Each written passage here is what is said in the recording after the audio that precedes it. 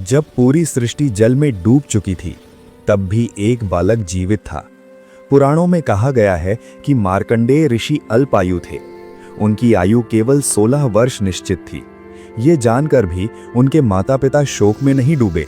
उन्होंने बालक के मन में भय नहीं, बल्कि भगवान विष्णु की अखंड भक्ति का संस्कार दिया। मार्कंडेय ने जीवन और मृत्यु दोनों को समभाव से स्वीकार किया।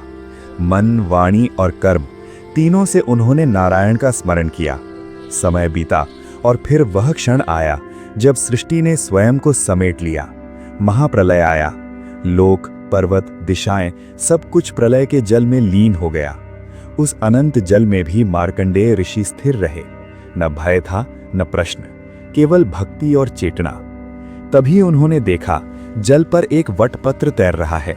उस पर एक शिशु पूर्ण शांति में लेटा हुआ है। उस शिशु के मुख से संपूर्ण ब्रह्मांड का प्रकाश और रहस्य झलक रहा था।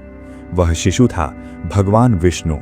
शिशु ने मंद मुस्कान के साथ अपना मुख खोला और मार्कंडेय जैसे ही उस मुख में प्रवेश करते हैं, वे देखते हैं सूर्य, चंद्र, लोक, देवताओं के धाम, समय, कारण और सृष्टि सब कुछ उसी में स्थित है।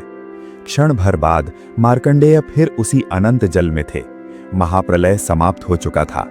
तब भगवान विष्णु प्रकट हुए और बोले, हे मार्कंडेय, जो मुझमें स्थित है वह न जन्म से बंधा है, न मृत्यु से भयभीत।